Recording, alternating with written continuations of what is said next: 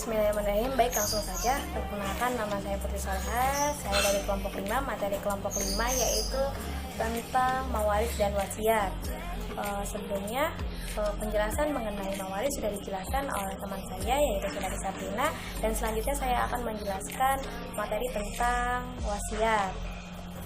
Poin-poin yang akan saya jelaskan dalam materi wasiat ini yaitu pertama ada pengertian wasiat, terus kedua ada dasar hukum wasiat, syarat wasiat, jenis-jenis wasiat, dan pelaksanaan wasiat.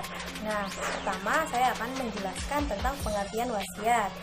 Pengertian wasiat menurut KBBI yaitu pesan terakhir yang akan disampaikan oleh seseorang yang akan meninggal, biasanya berkaitan dengan kekayaan, harta yang dimilikinya. Kemudian menurut bahasa,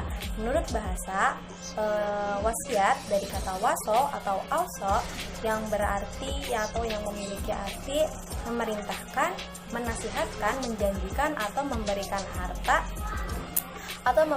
harta setelah pemilik harta tersebut telah meninggal dunia. Nah, yang selanjutnya pengertian wasiat menurut istilah, ditinjau dari istilah. Wasiat berarti wasiat adalah pemberian atau sumbangan oleh seseorang kepada orang atau pihak lain setelah pemilik harta tersebut meninggal dunia, baik menggunakan bahasa tulisan maupun lisan. Nah, selanjutnya ahli fikih bermadzhab Syafi'i berpendapat bahwa wasiat berasal dari kata waso, dari kata kerja waso yang memiliki arti atau yang memiliki arti menghubungkan atau menyampaikan. Wasiat bermaksud menyampaikan atau menghubungkan ini maksudnya kebaikan yang dilakukan oleh seseorang semasa hidupnya dengan ganjaran pahala setelah ia meninggal dunia. Nah, baik, dapat saya simpulkan bahwa pengertian wasiat yaitu pesan terakhir dari orang yang akan meninggal dunia,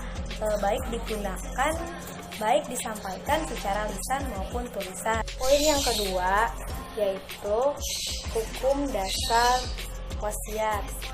Hukum dasar wasiat sebagai kelengkapan dari ilmu waris Islam. Wasiat dasar hukum dari Al-Quran dan Al-Hadis. Adapun ayat yang menunjukkan disyariatkannya berwasiat ada di salah satu Quran surat Al-Maidah ayat 106. Selanjutnya, poin yang ketiga mengenai hukum wasiat. Hukum wasiat dapat berubah-ubah dan dapat berbeda-beda bagaimana kondisi dan keadaan yang mempengaruhinya. Yang pertama, hukum wasiat wajib. Dapat dikatakan wajib apabila wasiat itu untuk memenuhi hak-hak Allah yang telah dilalaikan, seperti membayar zakat, kafarah, haji, puasa, fidyah puasa, nazar, dan lain sebagainya. Kemudian hukum wasiat sunnah. Dapat dikatakan sunnah apabila wasiat itu ditunjukkan bagi orang yang tidak dapat menerima wasiat atau untuk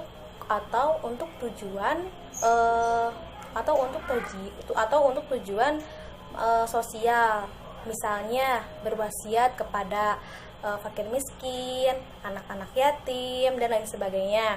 Kemudian hukum wasiat dapat dikatakan haram. Dapat dikatakan haram apabila wasiat itu perbuatan maksiat seperti mendirikan tempat perjudian atau pelacuran dan lain sebagainya. Kemudian hukum wasiat makruh. Dapat dikatakan makruh apabila apabila wasiat tersebut diberikan kepada orang fasik atau orang ahli maksiat yang dengan wasiat itu mereka menjadi lebih tak bertambah maksiat dan lebih fasik. Jika dengan berwasiat itu mereka dapat diharapkan menjadi lebih baik, maka hukum berwasiat dapat berubah menjadi sunnah.